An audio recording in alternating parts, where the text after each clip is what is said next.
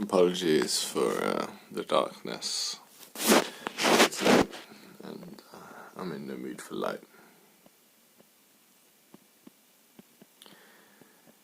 So tonight I went to an event hosted by Laura Chappell, who's a wonderful yoga teacher, but also does all sorts of other stuff. It was a full moon event circle in which we did some little meditation at the start, some breath work, a little dance, and then a sound bath at the end. All that kind of yoga-y stuff. Amazing music. And she asked us to contemplate what is the thing for this next moon cycle that we would like to change, the one change that we want to make. I asked myself this in my heart, and the answer came to me, and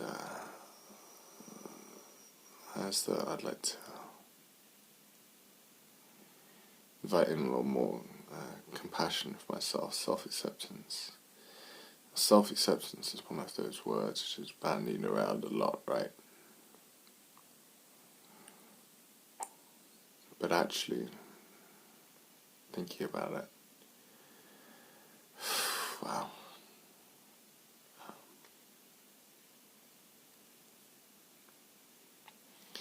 I don't know, people all the time say accept yourself as if accept everything's okay the whole time, But actually I think self-acceptance is more like,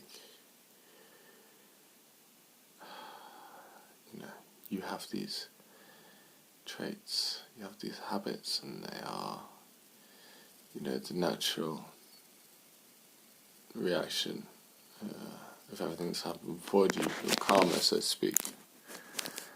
And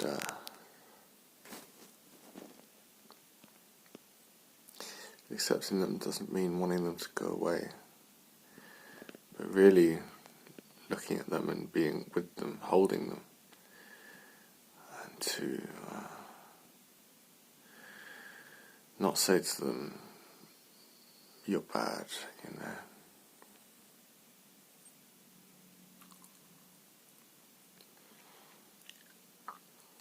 Even the habit of saying you're bad, no need to say that's bad either.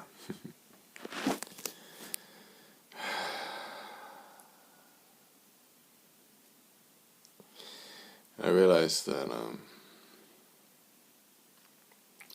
couple of weeks ago my friend Sammy, or last week even, my friend Sammy mentioned to me that in conversation sometimes I can be a little short, as if I'm saying, this is the final word, my way or the highway, this is it, don't talk back, this is right. With other people, and then that the reaction that creates in them is a sense of suffocation, of wanting to bite back and to talk back, but not being able to. It's almost like a form of bullying, really.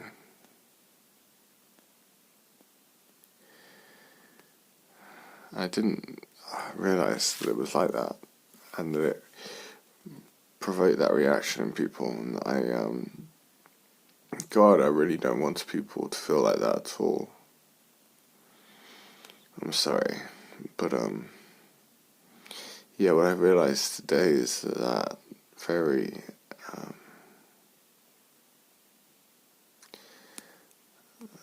same attitude that is behind some of the words I speak to other people is also in my attitude to myself, in my attitude to my own thoughts.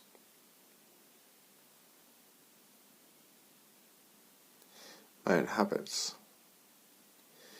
It's like I make resolutions.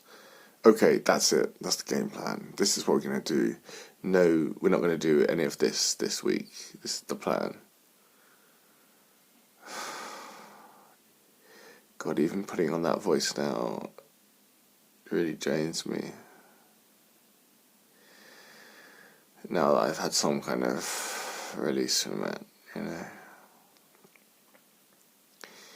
Yeah, and that voice, I say it to myself, there's probably some little part of me which feels a little suffocated, a little rebellious, wanting to fight back, and then and it does again and again.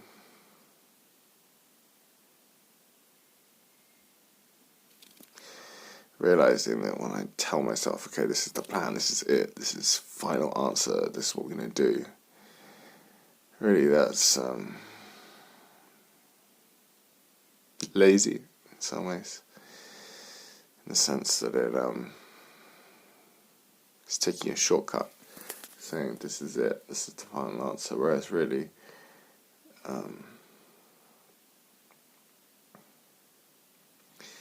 true discipline is the discipline to be oneself.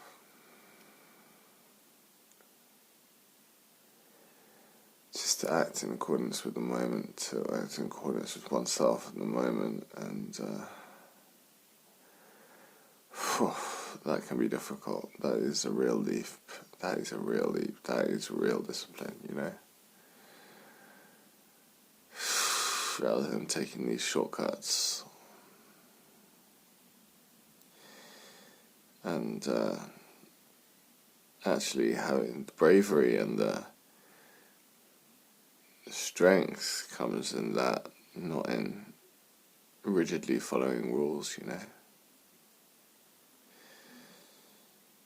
Recently I've been experimenting with tracking certain habits, seeing how many times I notice them in the day and crop up, and then writing anything I found about them.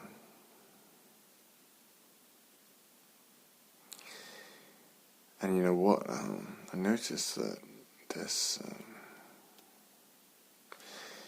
my relationship with this has been quite interesting. It's been in out. There have been times when I've been happy to do it, and there have been times when I've kind of avoided it. That's when there's kind of this avoidant feeling in me, you know, that it's like there's a voice saying, no, this is bad, and then it builds. So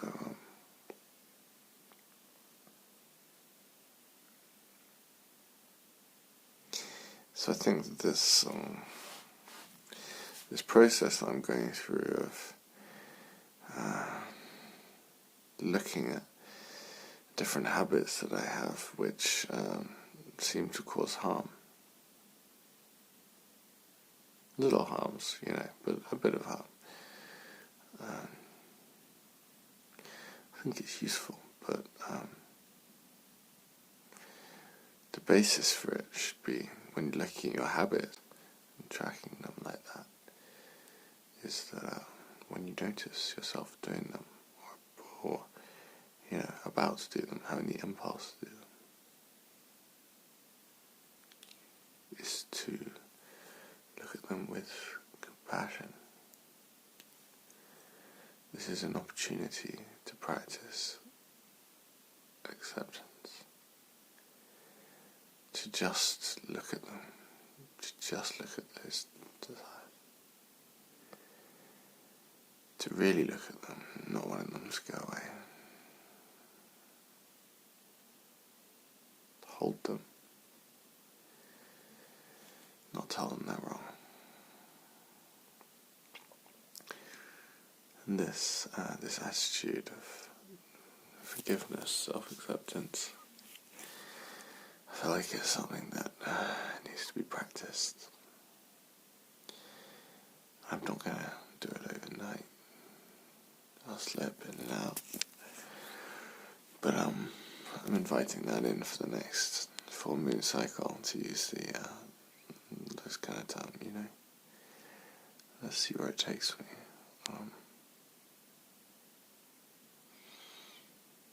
because I actually think that this is really my most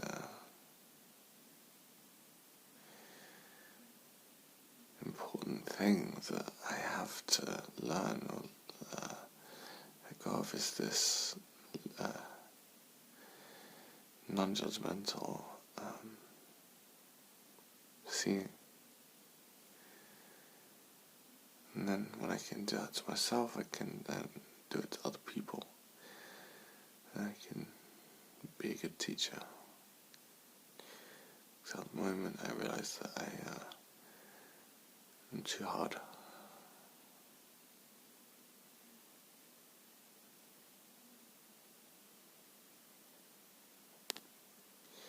But that hardness is something which, developed due to my circumstances, and that's fine. It's at times a useful weapon for me to use. But now it's time for me to step into the scary unknown of not using these fast answers to dictate my life. And it is a scary leap, I must say. Good night.